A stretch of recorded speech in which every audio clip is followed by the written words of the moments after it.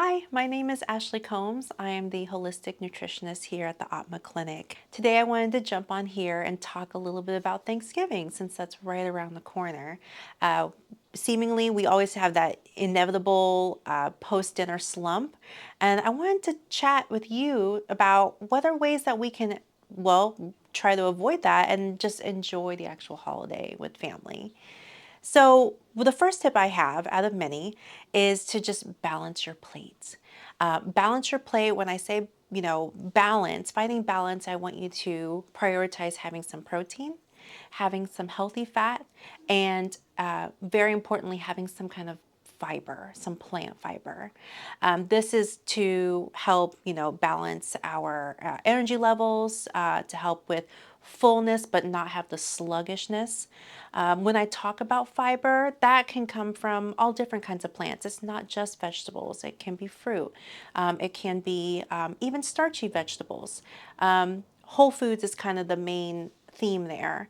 It can even come from grains. I do like to prioritize intact grains though. The more whole, the better. Whether that's a whole oat on your a streusel, or it's your quinoa or your brown rice.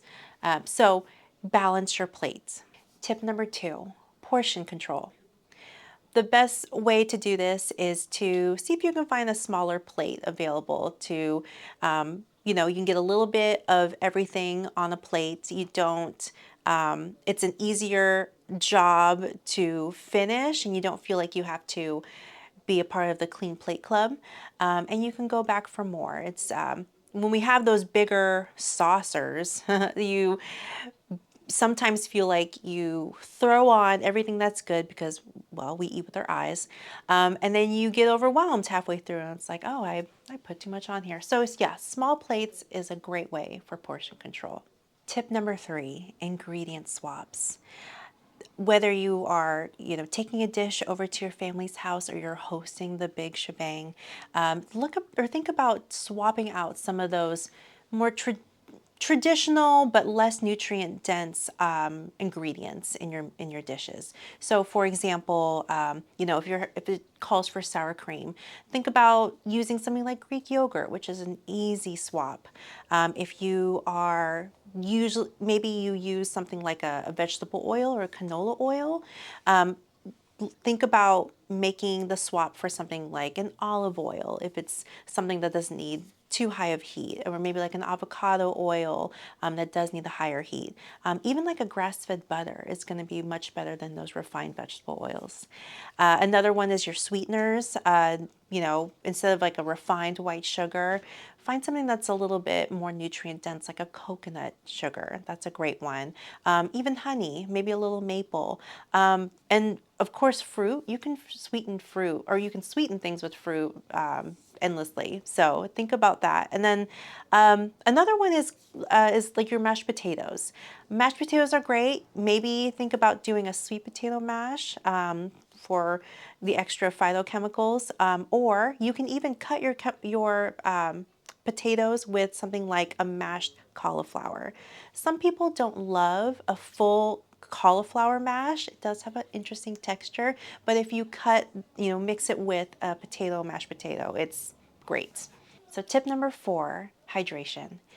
Don't forget about the water. I know the holidays are filled with lots of different drinks on the menu, whether that's alcoholic or not. But don't forget about the water. Make sure you are staying hydrated throughout this this race to finish the feast.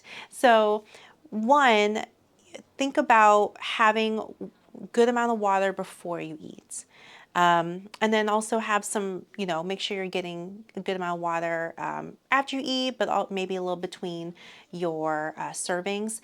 I do typically like to tell people to not try chugging water while, like in the middle of their meal, or the middle of their plate, just because that can be really irritating. It could kind of flush you out a little bit, and for sensitive guts, that's not the greatest, but stay hydrated. If there are alcoholic drinks involved, try to, go back and forth from one alcoholic drink to water and in in that pattern.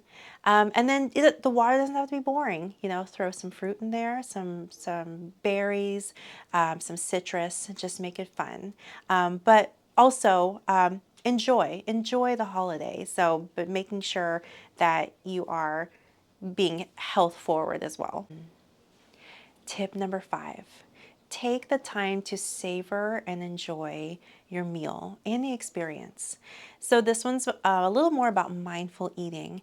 And, you know, typically Thanksgiving feast can involve a lot going on, from either a lot of family members to a lot of noise to just even just visually a lot of food and celebration. So really hone into the present moment and really savor that eating experience. Experience the food through all your senses, you know, enjoy how it looks visually, enjoy how it smells deliciously, even how when you're taking a bite and you're, you know, going through the motions of chewing and breaking it down, just notice how, you know, texture changes and flavor changes as it, you know, as it gets broken down, hits different parts of your tongue. Not something you have to do for every single bite, but be in the moment. Really enjoy how this food experience is. That can really benefit, well, one, just how are able to digest the food and absorb the nutrients, but two, it, you know, savors the moment, and it kind of down regulates your nervous system when, especially when holidays can be really kind of stressful. So be mindful. Final tips. Tip number 6 is movement. See how you can incorporate some movement in your holiday time. Maybe that's some kind of, you know, walkabout with the family, or maybe there's some kiddos that want to throw the football around. Whether that's before or after the meal, try to find the way to incorporate that as a part of the overall celebration. And maybe if that's not something that your family really does or is into, suggest it. I mean, that the movement makes everyone feel good, you know, from the youngest to the oldest, even if it's just a walk down the street and back. And when you do it as a family, it's even more fun.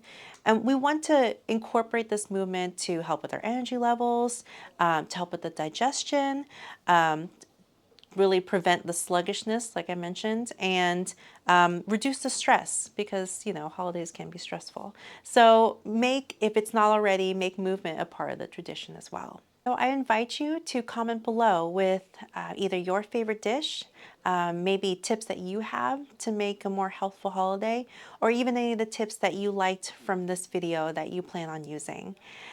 Share with us, you know, what are some things that you maybe want to learn more about, whether not Thanksgiving related, just in the future for future videos. This Thanksgiving time can be both, it can be both health conscious, and it can be also like a normal celebration.